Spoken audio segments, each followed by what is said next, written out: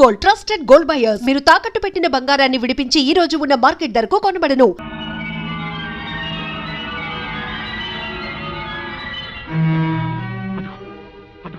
మృత్యుమేఘం వచ్చేస్తుంది. మృత్యుమేఘం వచ్చేస్తుంది. ఎవరు? రాకుమారి, రాకుమారి, ఈ హారం ధరించండి. వస్తున్న ప్రమాదాన్ని తప్పించుకోండి. ఎవరా నువ్వు? నువ్వు నీ వాలకం నాకేనండి వెండి. మహారాజా, నా మాట నమ్మండి. ఈ హారాన్ని ధరిస్తే ఆమెకు ముప్పు తప్పుతుంది. ఆమె క్షేమంగా ఉంటుంది. మహారాజా, మహారాజా, చూడ్డానికి వీడు భయంకరంగా ఉన్నాడు. ఏం మాయ చేస్తాడో ఏమిటో, వద్దని చెప్పండి. మహారాజా, సందేహాలకి చర్చలకి ఇది సమయం కాదు. ఆలస్యమైతే అందరం విచారిస్తాం. రాకుమారిని మాంత్రికుడు తీసుకెళ్లకుండా రక్షించనియండి. మహారాజా, మీ పాదాలకు మొక్కుతాను, నన్ను అర్థం చేసుకోండి. మహారాజా, అదిగో దగ్గరకు వచ్చేస్తుంది. మహారాజా, మహారాజా. సరే, జరిగేదేదో దొరకమను. అమ్మా పద్మ, ఆ హారాన్ని అలంకరించుకోమ్మా. రాకుమారి,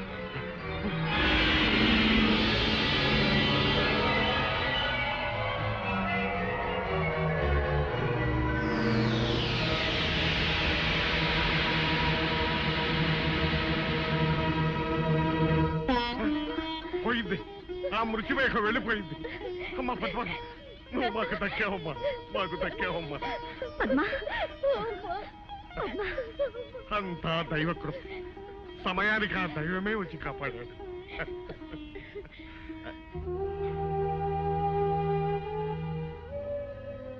స్వామి,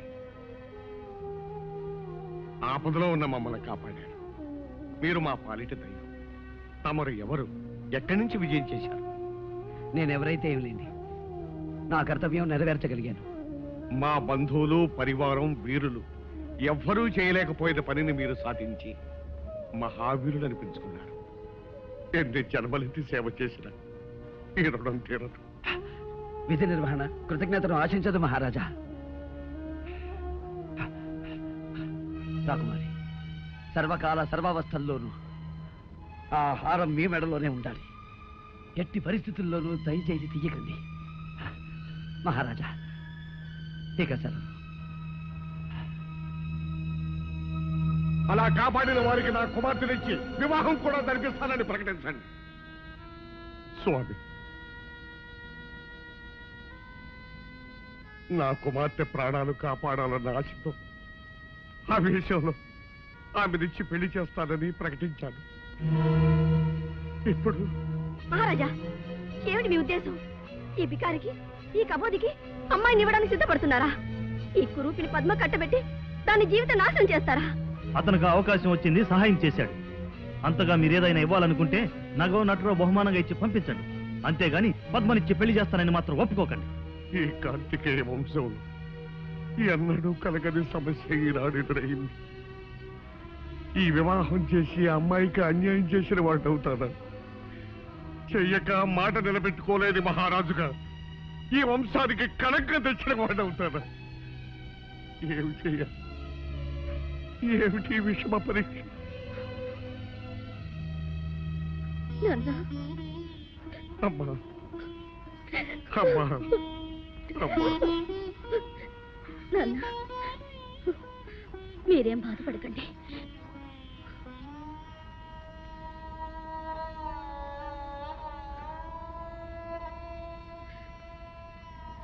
ప్రాణదాతగా మీకు నా కృతజ్ఞతలు.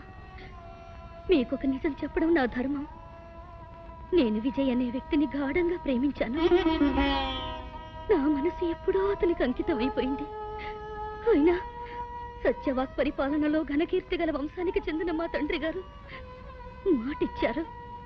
ఆ మాట ప్రకారం నేను మిమ్మల్ని వివాహం చేసుకోవడానికి పరిపూర్ణంగా సమ్మతిస్తున్నాను.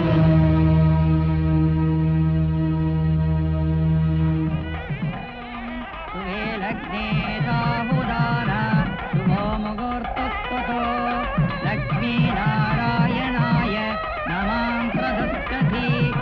ఓం సర్వమంగళ మాంగళ్యే శివే సర్వార్థసాధకే శరణ్యే త్ర్యంబకే దేవి నారాయణి నమోస్తుతే. మాంగళ్యం తంతు తొందరపాటు పనికిరాదు. ఇది శుభముహూర్తం అని ఎవరు నిర్ణయించారు? ఇది దోషకాలం. కొద్ది క్షణాలాగితే దివ్యమైన ముహూర్తం వస్తుంది. ఏమిటి స్వామి తమరెవరు?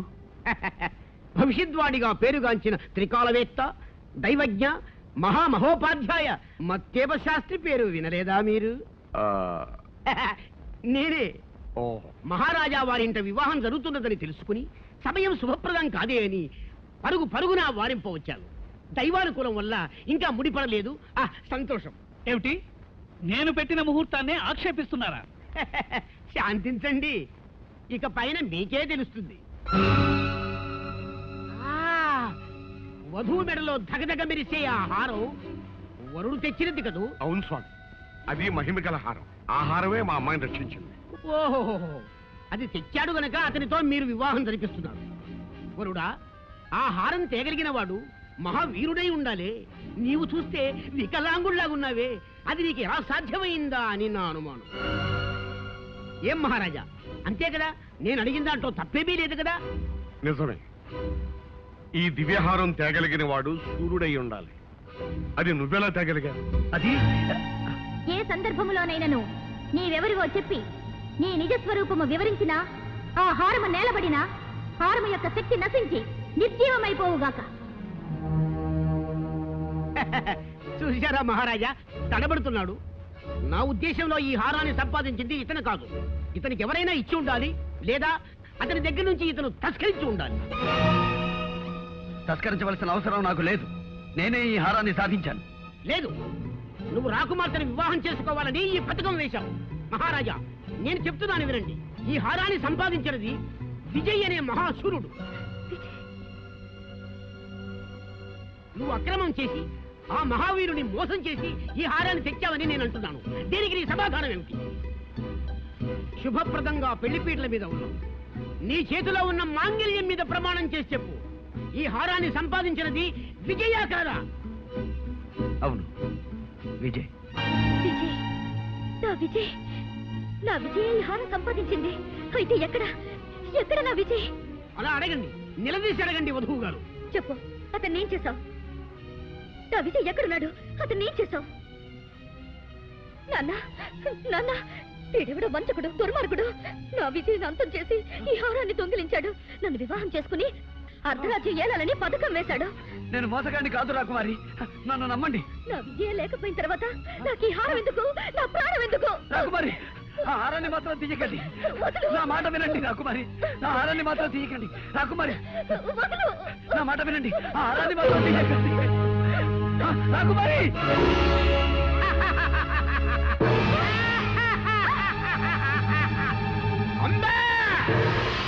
అమ్మా పద్మా!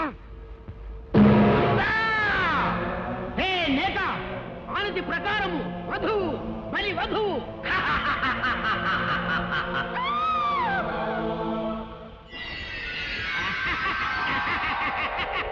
కొమ్ము చిత్తు కోటి బుద్ధుల కొండవు, మాసికము కట్టి బలి తప్పించుకొన దూతువా భామామణి. పౌర్ణమి వచ్చు వరకు ఈ పట్టినిక్కడే పట్టి ఉంచవలే, భద్రతాకారములో బంధించవలే, కంటికి రెప్పవలే కాపాడవలే. బాపో విజయ్, నన్ను క్షమించు. నిన్ను అపార్థం చేసుకుని హింసించాం, దండించాం. అయినా నువ్వు నా కూతురు కోసం పడరాని పాటలు పడి ఇంత మహత్తరమైన త్యాగం చేశావు. నిన్ను ఏ విధంగా అభినందించగలను? నాయుడు, ఈ రూపంలో ఉన్న నువ్వే విజయమని మాకు ఏమాత్రం స్ఫురించినా ఈ అనర్థం జరిగి ఉండేది కాదు. ఏం చేయగలం? అంతా విధివరాదు. మహారాజా, ఆందోళన పడకండి. నేను వెంటనే ఆ భైరవ ద్వీపానికి బయలుదేరుతాను. ఎలాగైనా వచ్చే పౌర్ణమిలోగా నా పద్మని రక్షించుకుంటాను. ఇక నాకు సెలవియండి. అమ్మా, నిన్నే నమ్ముకుని ఇన్నేళ్లుగా సేవిస్తున్నానే. నా బాబుకు జరిగిన ఆపదేమిటి? వాడెలా ఉన్నాడు? చెప్పమ్మా, చెప్పు. వాడికేమైంది? చెప్పమ్మా. అమ్మా,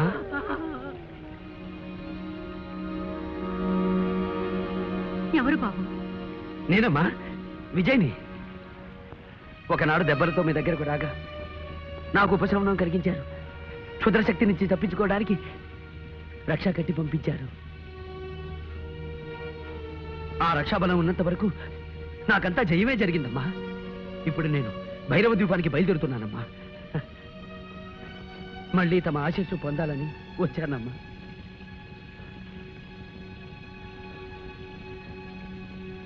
ఈ రూపమేమిటి నాయనా? ఒక యక్షిణి శాపం. శాపమా? ఎప్పుడు జరిగింది? గత పౌర్ణమికి ముందు. ఆనాడు ద్వాదశి. ద్వాదశ? అవునమ్మా.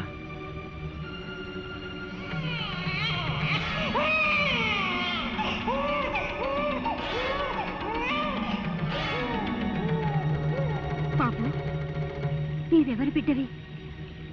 నీ తల్లిదండ్రులు ఎవరు? నేనెవరి బిడ్డనో తెలీదు కానీ గోమతి నదీ తీరంలో ఉన్న తోటాల కోనలో పెరిగాను. పసి వయసులో ఒక ఉగాది నాడు నదిలో కొట్టుకొస్తూ ఆ కోనవాసులకి దొరికానట. ఉగాది గోమతి నదిలో?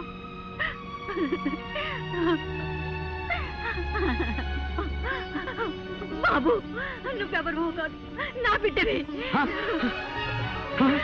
నిన్ను పోగొట్టుకున్న దౌర్భాగ్యరాలి నేనే. అమ్మా! అవును బాబు, నేనే నిన్ను కన్న తల్లిని. అమ్మా! బాబు! అమ్మా!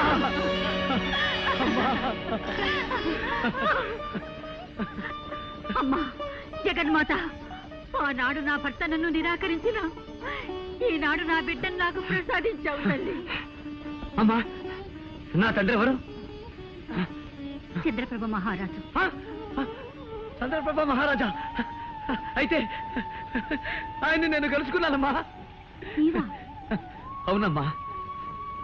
తాను గాంధర్వ వివాహం చేసుకున్న భార్యని నిరాకరించానని, ఆ పాప ఫలం అనుభవిస్తున్నానని వేదనతో కుమిలిపోయారమ్మా. అంతా మంచిగా జరిగిందమ్మా. ఒకరినొకరు తెలుసుకోకపోయినా ఆయన స్థితికి జాలిపడి మా గూడానికి పంపించానమ్మా.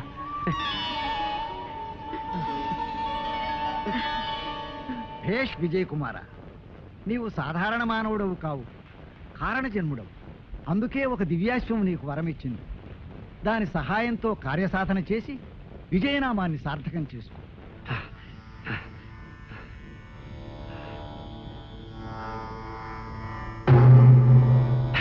అయ్య రాజా, నమో నమః. ఈనాటి అర్ధరాత్రిలోగా నేను భైరవ దీపం చేరుకోవాలి. నీవు ఇచ్చిన మాట ప్రకారం నన్ను అక్కడికి చేర్చవలసిందిగా అర్థిస్తున్నాను. సంగీత కళాకోవిద, క్షమింపుము. నీవు ఇప్పుడు శాపగ్రస్తుడవు. శాపగ్రస్తులు దివ్యాశ్వమును అధిరోహించుట నిషిద్ధము. కానీ ఒక ఉపాయమున్నది. త్యాగశీలు ఎవరైనను నీ శాపరూపమును పరిగ్రహించిన నీ రూపము నీకు సిద్ధించదు. క్షమించు హైరాజా. ఈ కురూపాన్ని ఎవరికో కట్టబెట్టి వారిని అవస్థల పాలు చెయ్యలేను. దీక్షా బలంతోనే బయలుదేరతాను.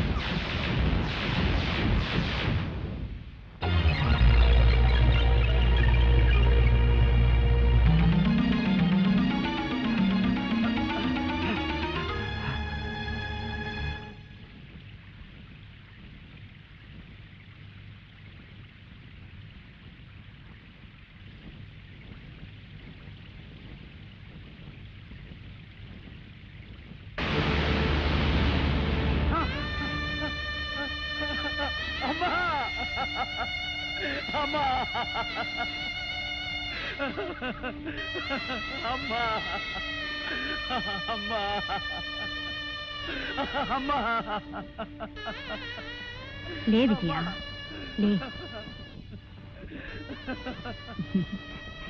ఇది దేవి సంకల్పం. నీకు విజయం చేకూరాలని ఆ తల్లి నాకు అనుగ్రహించిన రూపమే ఇది. నీవు విచారించకు. అమ్మా, అమృతతులు ఏమైనా మీ ఆశీర్వచనం లభిస్తుందని వచ్చాను కానీ ఇంతటి ఘోరం జరుగుతుందని ఊహించలేకపోయానమ్మా. చూడు విజయ్, దుఃఖించడానికి ఇది సమయం కాదు. పౌర్ణమి ఘడియలు సమీపించక ముందే దివ్యాసం అధిరోహించు. కర్తవ్యముఖుడవై విజయోత్సాహంతో లక్ష్య సాధనకు బయలుదేరు.